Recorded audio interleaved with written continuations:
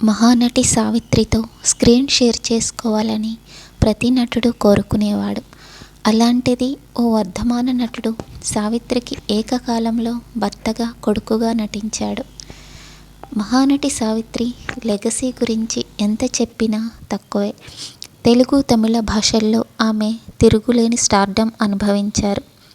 ఎన్టీఆర్, ఏఎన్నార్లకు మించిన గౌరవం, కీర్తి సావిత్రికి దక్కింది. ఒక దశలో వారిద్దరికంటే ఎక్కువ రెమ్యునరేషన్ సావిత్రి తీసుకున్నారు. సావిత్రితో నటించాలని చాలామంది నటులు కోరుకునేవారు. ఆమెతో స్క్రీన్ షేర్ చేసుకునే అదృష్టం కోసం ఎదురు చూసేవారు. ఆ ఛాన్స్ కొందరు నటులకు మాత్రమే వచ్చింది. ఈ తరం హీరోలు 2-3 ఏళ్లకు ఒక సినిమా చేస్తున్నారు. కానీ ఆ రోజుల్లో ఏడాదికి ఒక్కో హీరో 20-30 సినిమాలు చేసేవారు. 3 షిఫ్టుల్లో నిరంతరం పనిచేసేవారు. అప్పట్లో షూటింగుకి విదేశాలకు వెళ్ళడం, భారీ సెట్టింగ్స్, విజువల్ ఎఫెక్ట్స్ వంటివి ఉండేవి కాదు. తెలుగు సినిమాలో దాదాపు తెలుగు నటులు ఉండేవారు, లేదంటే తమిళ నటులు పాత్రలు చేసేవారు. కాంబినేషన్స్ రిపీట్ అవుతూ ఉండేవి. ఒక సినిమాలో చెల్లిగా చేసిన నటి మరో సినిమాలో అదే హీరో పక్కన హీరోయిన్గా నటించేది. ఇలాంటి విచిత్రమైన కాంబినేషన్స్ అప్పట్లో చోటు చేసుకునేవి. ఇప్పటి హీరోలు ఒక హీరోయిన్తో 2-3 చిత్రాలు చేయడమే ఎక్కువ. ఎన్టీఆర్కి మనవరాలుగా చేసిన శ్రీదేవి పెద్దయ్యాక ఆయనతో జతకట్టింది. అలాగే ఎన్టీఆర్కి భార్యగా నటించిన అంజలి అనంతరం ఆయనకు తల్లిగా చేసింది. చెప్పుకుంటూ పోతే ఇలాంటి కాంబినేషన్స్ చాలా ఉన్నాయి.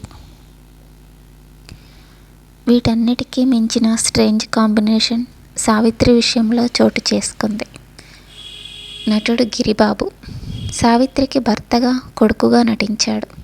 అది కూడా ఏకకాలంలో. 1973లో గిరిబాబు చిత్ర పరిశ్రమలో అడుగుపెట్టాడు. ఆయన డెబ్యూ మూవీ జగమే మాయ. అదే ఏడాది జ్యోతిలక్ష్మి టైటిల్తో తెరకెక్కిన చిత్రంలో సావిత్రికి భర్తగా నటించే అవకాశం గిరిబాబుకు దక్కింది. అలాగే అనగనగా ఓ తండ్రి చిత్రంలో గిరిబాబు సావిత్రికి కొడుకుగా కనిపించాడు. ఈ 2 చిత్రాల షూటింగ్స్ ఏకకాలంలో జరిగాయట. మధ్యాహ్నం వరకు జ్యోతిలక్ష్మి షూటింగ్లో సావిత్రికి భర్తగా, మధ్యాహ్నం తర్వాత అనగనగా ఓ తండ్రి చిత్రంలో ఆమెకి కొడుకుగా నటించేవాడట. ఇది చాలా అరుదైన విషయం. కెరీర్ ఆరంభంలోనే గిరిబాబుకు మహానటితో స్క్రీన్ షేర్ చేసుకునే అదృష్టం దక్కింది. ఎన్టీఆర్, ఏఎన్నార్ తర్వాత జనరేషన్ హీరోల్లో శోభన్ బాబు మాత్రమే చదువుకున్న అమ్మాయిలు చిత్రంలో సావిత్రితో కలిసి నటించారు. సూపర్ స్టార్ కృష్ణకు అవకాశం దక్కకపోవడం విశేషం. అందుకే గిరిబాబు పెట్టి పుట్టాడని చెప్పొచ్చు. గిరిబాబు హీరో కావాలని పరిశ్రమకు వచ్చాడు. అయితే విలన్గా ఆయన ఫేమస్ అయ్యాడు. 70s, 80sలో కరడుగట్టిన విలన్ పాత్రల్లో నటించి మెప్పించాడు. 90sలో క్యారెక్టర్ ఆర్టిస్ట్గా మారి సుదీర్ఘ కెరీర్కి బాటలు వేసుకున్నాడు. గిరిబాబు కొడుకు రఘుబాబు విలన్గా చిత్ర పరిశ్రమకు పరిచయం అయ్యాడు. అనంతరం కమెడియన్, క్యారెక్టర్ ఆర్టిస్ట్గా సెటిల్ అయ్యాడు. ఇలాంటి సినిమా నేపథ్యంలోనే పల్లెటూరు పిల్ల సావిత్రి నాటకాలాడుతూ చిత్ర పరిశ్రమలో అడుగుపెట్టింది. తిరుగులేని స్టార్డమ్ అనుభవించింది. దేవదాసు, మిస్సమ్మ, మాయాబజార్, గుండమ్మ కథ, మూగ మనసులు వంటి అద్భుతమైన చిత్రాల్లో సావిత్రి నటించారు. సావిత్రికి దానగుణం ఎక్కువ. సాయం అంటూ వచ్చిన ప్రతి ఒక్కరిని ఆదుకునేది. కాలం గడిచే కొద్దీ ఆమె ఆస్తులు, అంతస్తులు కరిగిపోయాయి.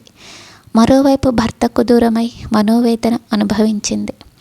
జమినీ గణేశన్ చేసిన మోసం నుండి బయటపడేందుకు మద్యానికి బానిసైంది. ఆమె కెరీర్ కూడా నెమ్మదించింది. తల్లి పాత్రలకు పడిపోయింది. చివరికి అనారోగ్యం పాలైంది. 19 నెలలు కోమాలో ఉన్న సావిత్రి కన్నుమూశారు. చివరి రోజుల్లో ఆమెను చూసేవారు, ఆదరించేవారు కరువయ్యారు. ఈ వీడియో మీకు నచ్చినట్లయితే ప్లీజ్ లైక్ చేయండి, షేర్ చేయండి, సబ్స్క్రైబ్ చేయండి. Thank you for watching.